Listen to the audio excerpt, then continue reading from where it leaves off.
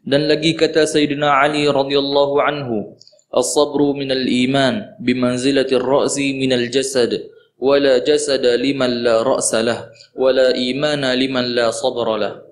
Artinya, ini kata hikmah Sayyidina Ali. Terus, sabar itu setengah daripada iman pada menepati kepala daripada jasad. artinya sabar itu kan bahagian daripada iman.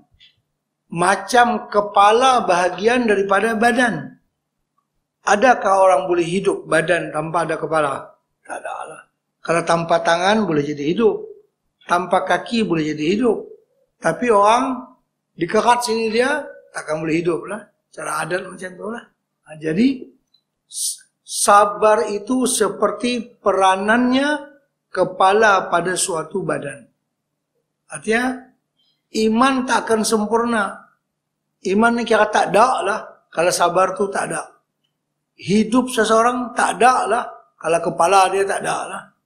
Karena itu kan orang Quraisy dulu waktu Nabi kita nak hijrah, mereka mengatakan siapa yang membawa Muhammad atau Abu Bakar atau kepalanya saja atau badannya saja baginya 100 ekor unta.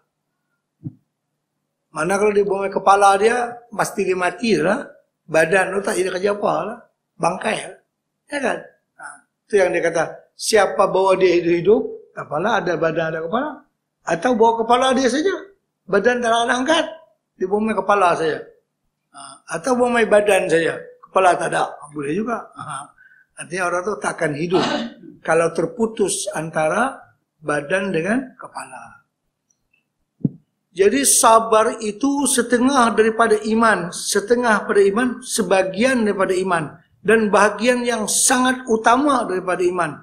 Kalau dia tak ada, iman pun tak ada. Macamlah kepala tadi, sebahagian daripada badan. Kalau kepala tak ada, badan pun tak ada guna. Terus.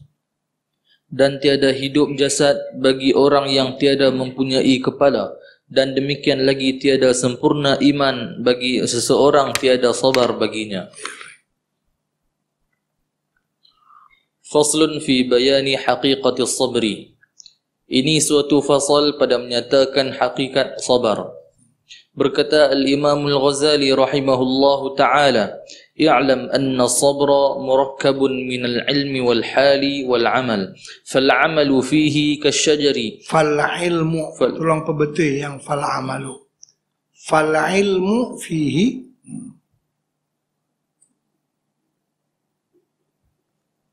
فالعلم فيه كالشجر والحال كالأغصان والعمل كالثمار.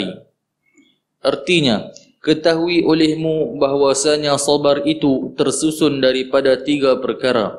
Pertama, ilmu, yakni mengetahui akan bahawa sabar itu baginya maslahat di dalam agama dan ada baginya beberapa faedah yang memberi manfaat di dalam dunia dan di dalam akhirat. Baik, begini maksud beliau. Yang ni sabar kah syukur semacam. Dia perlu kepada 3 benda ni, ilmu, kemudian hal, kemudian amal. Syukur pun, kesempurnaan syukur nak kena ada ilmu, nak kena ada hal, nak kena ada amal. Macam mana maksud dia? Kalau sabar, kena ada ilmu dulu. Kita kena tahu bahawa saja kita ni makhluk Allah. Segala takdir Allah akan berlaku kepada kita. Kita bukan Tuhan. Kita bukan boleh tolak keputusan dia. Maknanya kita kena sabar lah. Tak sabar ni tak ada jalan lah. Susah hati lah. Macam mana pun hidup ni wajib ada sabar. Ilmu tentang itu kita kena tahu. Bahwasanya sabar itu adalah keperluan dalam kehidupan. Macam juga syukur, begitu juga. Syukur, kita ni merasa bahawa hidup kita ni di sekeliling kita ni nikmat Allah. Mulai kita lahir sampailah semua dianugerah oleh Allah. Diri kita pun hak Allah, dia bagi ke kita. Ya kan? Bermakna bila kita faham yang tu baru ada hal. Timbullah hal. Hal macam mana? Dah kita tahu tadi kita ni tak boleh menolak apa yang diputuskan oleh Allah. Timbullah hal macam mana? Kena terima lah. Pasal kita nak tolak pun tak boleh. Jadi hal tu timbul satu suasana. Suasana macam mana? Kenalah terima apa yang diputus oleh Allah Ta'ala. Yang ketiganya, baru pekerjaan sabar itu, lah nak kena sabar lah. Macam contoh, orang yang duduk macam saya ni misalnya, ada satu ular besar di belakang, dia langak macam tu, tapi kita tak tahu. Kita tak tahu, ya tak tahu ni biasalah, tak ada apa lah. Padahal di belakang, Masya Allah, ada bahaya yang luar biasa. Ada singa misalnya kan macam tu lah. Ada harimau. Tapi kita tak tahu. Kita buat biasa ya. Maknanya kita tak ada ilmu.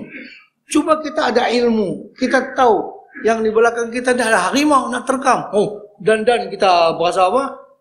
Berasa takut lah. Berasa nak lari, berasa nak apa. Ya kan?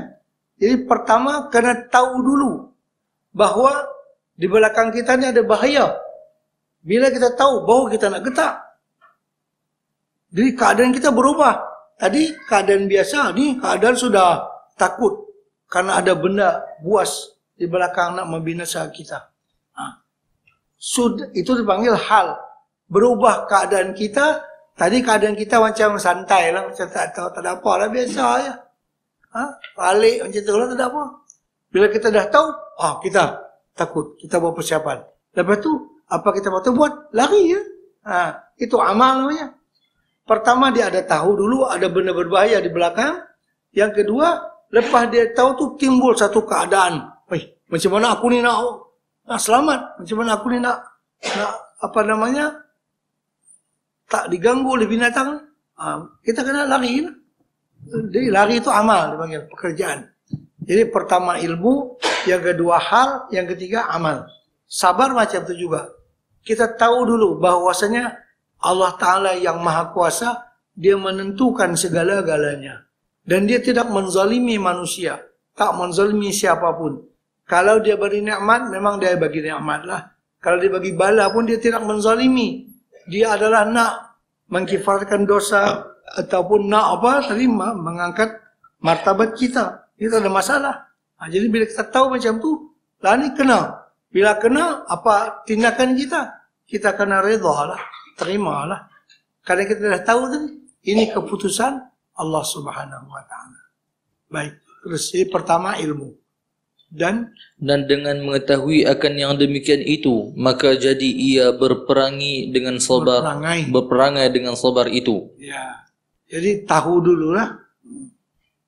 Yang kedua hal, yakni berkelakuan di dalam hati dengan sabar atas kesusahan berbuat ibadah, dan daripada kesusahan meninggalkan maksiat, dan daripada kesusahan meninggalkan berlebih-lebihan di dalam syahwat yang mubah. Dan sabar ia daripada menanggung kesakitan bala dan kesusahan kehidupan. Dan dengan sebab yang demikian itu, jadi mudah ia bersifat dengan sabar dan beramal dengan dia dan berperangai dengan dia. Ketiga, beramal yakni berperangai dengan sabar dan bersifat dengan sabar itu dengan tiada bersusah hatinya pada tiap-tiap kedatangan bala atau kedatangan kesusahan, dengan tiada diberatinya. Tak dipaksa, dia akan jadi sendirilah pasal dia faham. Jadi kefahaman tu dibentuk lebih awal, baru dia boleh sabar. Kalau dia tak faham, dia akan komplain, macam mana jadi macam mana? Jangan kata macam mana lah, Allah pun punya keputusan. Ya kan? Kita terima, pasti ada hikmah dia, pasti ada manfaat dia. Dia tidak menzalimi kita. Ya kan? Terus. Bersalahan pada martabat yang kedua itu, maka sabar itu dengan diberatinya. Diberatinya. Itu yang sabar itu hanya dipaksakan, suruh sabar diri kita. Kalau sudah kita faham, tak payah paksa dah, dia akan jadi sabar. Tenang saja berhadapan. Kan apa namanya, ada cerita seorang sahabiah perempuan, dia menangis karena kematian anak dia. Nabi kita pun suruh dia sabarlah. Dia pun tak tahu yang kata tegak ni Nabi di belakang. Sabarlah. Dia kata engkau tak kena musibah macam aku kena. Yalah, senanglah nak suruh kata sabar, hang tak kenal. Cuba kenal macam aku ni, macam mana? Dia pun dah terlampau susah hati tu, tak nampak lah dia duduk teriak, yang tegur ni siapa? Kata, hang tak kenal macam aku kenal. Tak apalah. Lepas lama-lama, beberapa hari kemudian, dia pun dah budak tu dah simpan apa semua, sabar. Orang tanya, hang tahu dah siapa, hang cakap dengan siapa hari tu? Kata dengan Rasulullah. La haula wala quwata illa billah. Aku cakap macam tu dengan Rasulullah. Mana boleh? Betul dia pergi jumpa Rasulullah SAW. Ya Rasulullah, saya minta maaf. Hari itu cakap lebih kurang dengan Tuhan. Saya pun lah ni sabarlah. Maksud Nabi, innamas sabru indas sadmatil ula. Yang namanya sabar tu pada pukulan yang pertama. Pada masa kena tu yang nak kena sabar. Dah seminggu, dah semua orang boleh sabar dah lah. Kan? Kita, yang saya suruh kau sabar hari itu, ni kena sabar. Lah ni dah banyak hari dah orang sabar lah. Macam masa kematian tu, apa, radio pun semua baca Quran saja apa semuanya kan.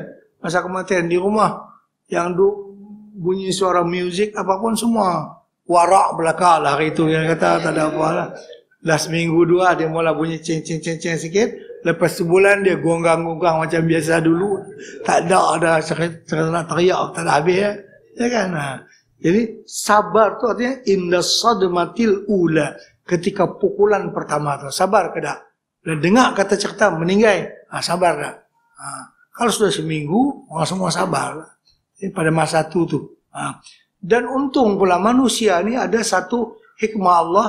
Dia bagi lupa. Kalau dia tak lupa dengan musibah tu, sampai bila-bila dia teriak. Itu kan dah sebulan dah musibah tu. Di rumah tu gelak ketawa macam biasa lah kan. Pasal dia lupa musibah hari tu. Cuba kalau dia tak lupa, dia teringat saja. Dia masam muka sedia lah. Pakai lagi orang Melayu cepat lupa pula kan. Cepat lupa kan. Jadi lupa tu. Jadi macam tu. Lupa dengan musibah.